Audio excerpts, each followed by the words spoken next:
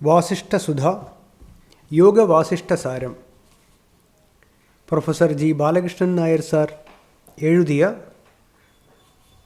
വാസിഷ്ഠസുധയുടെ audio book നമുക്ക് തുടർന്ന് കേൾക്കാം. നിർവാണ പ്രകരണം, സർഗം 13, ഇക്ഷ്വാകൂപാഖ്യാനം, പേജ് 399. രാമൻ ചോദിച്ചു, സർവതത്വജ്ഞനായ ഭഗവൻ ചിത്തത്തിൽ അഹങ്കാരം പോയി കഴിഞ്ഞാൽ അഥവാ കുറഞ്ഞു വരുമ്പോൾ അന്തഃകരണ രൂപമായ സൂക്ഷ്മ ശരീരത്തിന് എന്തു സംഭവിക്കും? വസിഷ്ഠൻ പറഞ്ഞു, ബലാതപിഹി സംജാത ന ലിംബന്ത്യാശയം സിതം ലോഭമോഹാദയോ ദോഷ പയാംസീവ സരോരുഹം. രാമ, അഹങ്കാരം പോയി ചിത്തം ശുദ്ധമായി എന്ന് കരുതുക. ശുദ്ധമായ ചിത്തത്തെ ബലാൽ വന്നു ചേരുന്നവയായാൽ പോലും ലോഭമോഹാദി ദോഷങ്ങൾ ബാധിക്കുകയേയില്ല. വെള്ളത്തിൽ കിടക്കുന്ന താമരയെ വെള്ളം നനച്ച് കുതിർക്കാതിരിക്കുന്നതുപോലെ മുഖപ്രസാദം ഒരിക്കലും അദ്ദേഹത്തെ വിട്ടുമാറുന്നില്ല. ദുഷ്കൃത സ്വരൂപിയായ അഹങ്കാരം വിട്ടുപോകുമ്പോൾ രാഗദ്വേഷവാസനയുടെ കെട്ടുകൾ അതോടെ അറ്റുപോകുന്നു. ക്രമേണ ഗ്രന്ഥികൾ പൂർണ്ണമായും അറ്റുപോകും. കോപം ക്രമേണ കുറഞ്ഞ് ഇല്ലാതാകും. മോഹം മന്ദം ക്ഷയിച്ചില്ലാതാകും. കാമം മങ്ങി നശിക്കും. ലോഭം എങ്ങോ ഓടിയൊളിക്കും. ഇന്ദ്രിയങ്ങൾ തല പൊക്കാതാകും. ഖേദമൊരിക്കലും സ്ഫുരിക്കുകയില്ല. ദുഃഖങ്ങൾ പെരുകുകയില്ല. സുഖചിന്തകൾ ചുറ്റി നടക്കുകയില്ല. ഹൃദയത്തെ അത്യന്തം ശീതളമാക്കുന്ന സമത വന്നുചേരും. 327 ശ്ലോകം.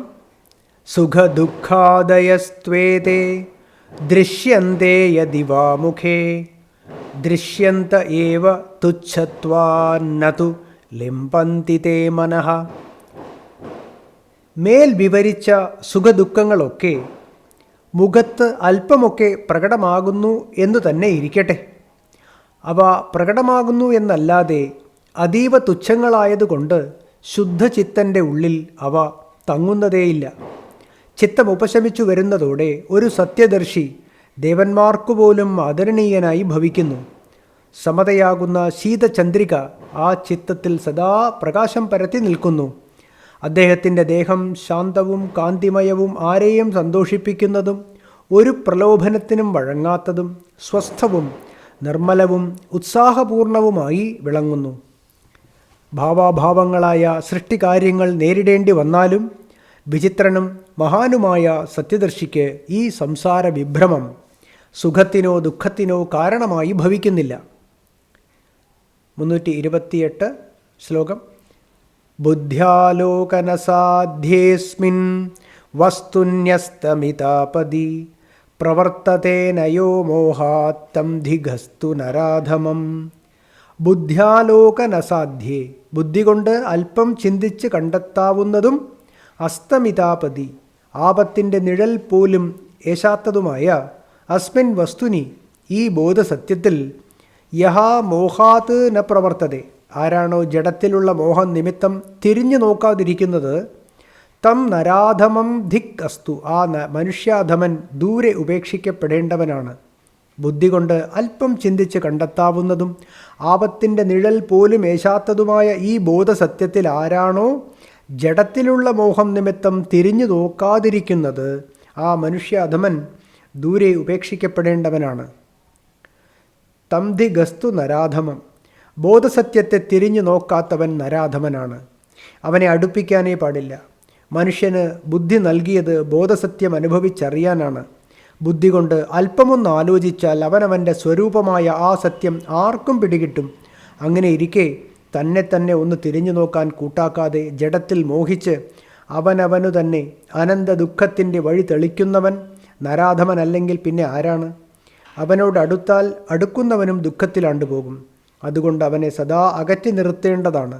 അതിരിക്കട്ടെ, ബുദ്ധി കൊണ്ട് അല്പം ആലോചിച്ചാൽ ബോധസത്യം തെളിയുമെന്ന് പറഞ്ഞല്ലോ, അതെങ്ങനെ? ബ്രഹ്മാവ് ഇതേ ചോദ്യം ചോദിച്ചപ്പോൾ വിഷ്ണു ഭഗവാൻ ഭാഗവതത്തിൽ ഉത്തരം പറയുന്നുണ്ട്. ബോധരൂപനായ ആത്മാവിനെ കണ്ടെത്താൻ എന്താണ് പ്രയാസം? അന്വയ വ്യതിരേക യുക്തി ഉപയോഗിച്ച് ബുദ്ധി കൊണ്ട് അല്പമൊന്ന് ആലോചിക്കൂ. ഏതുണ്ടെങ്കിൽ ജഗത്തുണ്ട്, ഇതാണ് അന്വയയുക്തി. ഏതില്ലെങ്കിൽ ജഗത്തില്ല, ഇതാണ് വ്യതിരേകയുക്തി. ബോധമുണ്ടെങ്കിൽ ജഗത്തുണ്ട്, ബോധമില്ലെങ്കിൽ ജഗത്തില്ല. അതുകൊണ്ട് ജഗത്ത് ബോധമയമാണ്. കഴിയുമെങ്കിൽ ഈ യുക്തിയെ യുക്തിപൂർവം ആരെങ്കിലും നിഷേധിക്കട്ടെ. നിഷേധിക്കാൻ കഴിയുന്നില്ലെങ്കിൽ എത്രയും വേഗം ഇത് അംഗീകരിച്ച് അനുഭവിച്ച് മനുഷ്യജന്മം സഫലമാക്കേണ്ടതാണ്. വസിഷ്ഠൻ തുടർന്നു, രാമ, തുടർന്നു കൊണ്ടിരിക്കുന്ന ഈ ദുഃഖരത്നാകരമാണ് ഈ സംസാരസാഗരം. ഇത് എന്നേക്കുമായി കടക്കാൻ ഒരൊറ്റ ഉപായമേ ഉള്ളൂ. ഞാൻ ആര്? ഈ ജഗത്തെന്ത്? പരനാരാണ്? ഈ ലൗകിക സുഖങ്ങൾക്കെന്തു വിലയുണ്ട്? എന്നീ ചോദ്യങ്ങൾക്ക് ബുദ്ധി കൊണ്ട് ആലോചിച്ച് ഉത്തരം കണ്ടെത്തുകയാണ് ആ ഉപായം. രാഘവ, നിന്റെ വംശത്തിലെ ആദ്യ പുരുഷനായിരുന്നു ഇക്ഷ്വാകു ചക്രവർത്തി. അദ്ദേഹം മുക്തനായി തീർന്നതെങ്ങനെ എന്ന് ഞാൻ പറയാം, കേട്ടോളൂ. ചക്രവർത്തി രാജ്യഭരണം തുടർന്നുകൊണ്ടിരുന്നു. അങ്ങനെ കഴിയവേ ഒരു ദിവസം ഏകാന്തതയിൽ അദ്ദേഹം ഇങ്ങനെ ചിന്തിച്ചു. ജരാമരണ സംക്ഷോഭങ്ങളും സുഖദുഃഖ ഭ്രമങ്ങളും കൊണ്ട് നിറഞ്ഞ ഈ ദൃശ്യപ്രപഞ്ചത്തിന് എന്തായിരിക്കും ഹേതു? എത്ര ചിന്തിച്ചിട്ടും ജഗത്തിൻ്റെ കാരണം സ്വയം കണ്ടെത്താൻ അദ്ദേഹത്തിന് കഴിഞ്ഞില്ല. അങ്ങനെയിരിക്കെ ഒരു ദിവസം അദ്ദേഹത്തിൻ്റെ പിതാവായ മനു ബ്രഹ്മലോകത്തു നിന്നും ചക്രവർത്തിയുടെ കൊട്ടാരത്തിലെത്തി. ആസ്ഥാന മണ്ഡപത്തിൽ അദ്ദേഹത്തെ പൂജിച്ചിരുത്തിയ ശേഷം ഭഗവാൻ പ്രജാപതിയോട് ഇക്ഷ്വാകു ഇങ്ങനെ ചോദിച്ചു. കരുണാനിധിയായ ഭഗവൻ, ഞാൻ ധൈര്യം അവലംബിച്ച് അങ്ങയോട് ചോദിക്കുന്നു. അങ്ങയുടെ അനുഗ്രഹമാണ് എന്നെക്കൊണ്ടിത് ചോദിപ്പിക്കുന്നത്. ഈ സൃഷ്ടി എവിടെ നിന്ന് തുടങ്ങുന്നു? ഇതിൻ്റെ സ്വരൂപം എന്താണ്? ഈ ജഗത്ത് എന്തുമാത്രമുണ്ട്? ഇതെപ്പോൾ ആരാൽ ഉണ്ടാക്കപ്പെട്ടു? അത്യന്തം വിഷമകരമായ ഈ സംസാരഭ്രമത്തിൽ നിന്ന് എനിക്ക് എങ്ങനെ മോചിക്കാൻ കഴിയും? ഇടതെങ്ങി നിറഞ്ഞു കിടക്കുന്ന വലയത്തിൽ നിന്നും ഒരു പക്ഷി എന്ന പോലെ. മനു പറഞ്ഞു, സന്തോഷം. കാലമൽപ്പം കഴിഞ്ഞതാണെങ്കിലും വിവേകം നിന്നിൽ വികാസം പ്രാപിച്ചിരിക്കുന്നു. അനന്തമായ സത്യത്തെ വ്യക്തമായും വേർതിരിക്കുന്ന സാരവത്തായ പ്രശ്നമാണ് ഉന്നയിക്കപ്പെട്ടിരിക്കുന്നത്. രാജാവേ, നീ ഉണ്ടെന്നു കാണുന്ന ഈ പ്രപഞ്ചം യഥാർത്ഥത്തിൽ ഇല്ലാത്തതാണ്. അല്പം പോലുമില്ല. ഒരു ഇന്ദ്രജാല നഗരം പോലെയോ മരുഭൂമിയിലെ കാനൽ ജലം പോലെയോ ആണ് ഈ ജഗത്ത്. മനസ്സിനും 5 ഇന്ദ്രിയങ്ങൾക്കും അപ്പുറം ഇന്നതാണെന്ന് ചൂണ്ടിക്കാണിക്കാൻ വയ്യാത്ത വിധം എന്തുണ്ടോ അതുമാത്രമാണുള്ളത്. അതാണ് നാശരഹിതമായ ആത്മാവെന്ന് പറയപ്പെടുന്നത്. രാജാവേ, എല്ലാ ദൃശ്യങ്ങളും ഉൾപ്പെട്ട ഈ സൃഷ്ടി പരമ്പര ആ ഒരേ ഒരു വലിയ കണ്ണാടിയിൽ പ്രതിബിംബം പോലെ കാണപ്പെടുന്നതാണ്. ബ്രഹ്മത്തിൽ നിന്നും സ്വാഭാവികമായി പുറപ്പെടുന്ന പ്രകാശകിരണങ്ങളിൽ ചിലത് ബ്രഹ്മാണ്ഡങ്ങളായി കാണപ്പെടുന്നു, ചിലത് ജീവജാലങ്ങളായി കാണപ്പെടുന്നു.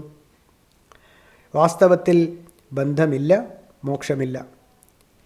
ബ്രഹ്മത്തിൽ നിന്നും സ്വാഭാവികമായി പുറപ്പെടുന്ന പ്രകാശകിരണങ്ങളിൽ ചിലത് ബ്രഹ്മാണ്ഡങ്ങളായി കാണപ്പെടുന്നു, ചിലത് ജീവജാലങ്ങളായി കാണപ്പെടുന്നു.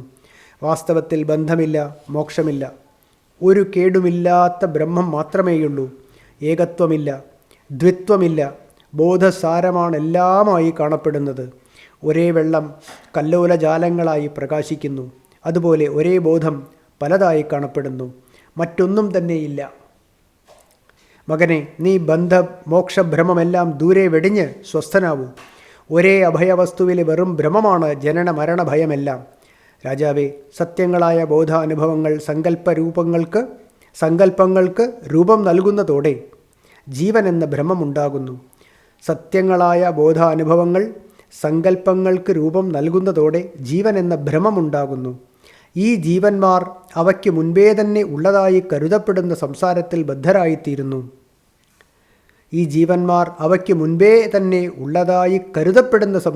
ബദ്ധരായിത്തീരുന്നു. സുഖദുഃഖ ദശാഭേദങ്ങളൊക്കെ വെറും മനഃകൽപ്പനകൾ. ആത്മാവിൽ അവയൊന്നും തന്നെയില്ല. കാണാനില്ലാത്ത രാഹു ചന്ദ്രൻ്റെ സമ്പർക്കത്തോടെ കാഴ്ചയിൽപ്പെടുന്നു. അതുപോലെ ഇല്ലാത്ത ജഡദൃശ്യം ബോധത്തോടുകൂടി ചേർന്നുള്ളതുപോലെ പ്രകാശിക്കുന്നു. ശാസ്ത്രത്തിൽ കൂടിയോ ഗുരുവിൽ കൂടിയോ പരമേശ്വരനെ കണ്ടെത്താൻ സാധ്യമല്ല. സൂക്ഷ്മ ബുദ്ധിയിലൂടെ ആത്മാവ് തന്നെ ആത്മാവിനെ കണ്ടെത്തുന്നു. വഴിയാത്രക്കാർ യാത്രാമധ്യത്തിൽ രാഗദ്വേഷങ്ങളില്ലാതെ പലതും കണ്ടെത്തുന്നു.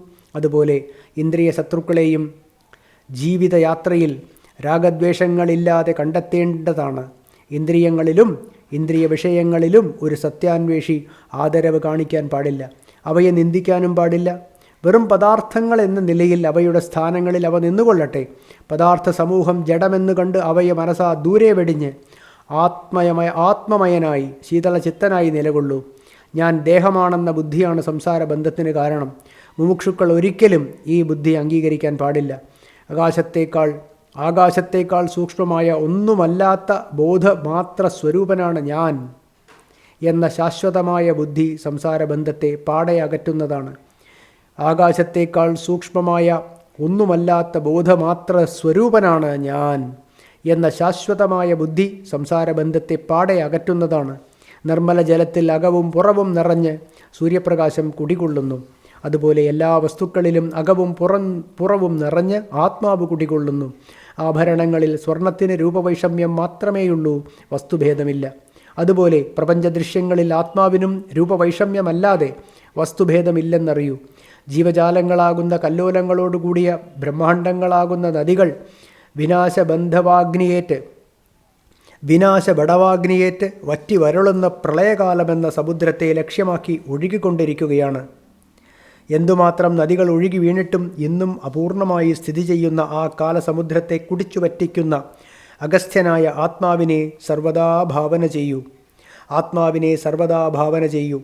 ദേഹം തുടങ്ങിയ ആത്മാവല്ലാത്ത ജഡദൃശ്യ സമൂഹത്തിൽ ആത്മാവെന്നുള്ള ഭ്രമം ഉപേക്ഷിച്ച് ബോധസ്വരൂപമായ ഉണ്മയെ ആശ്രയിച്ച് രഹസ്യമയനായി യഥാസുഖം കാലയാപനം ചെയ്യൂ. Audio book തുടരുന്നതാണ്.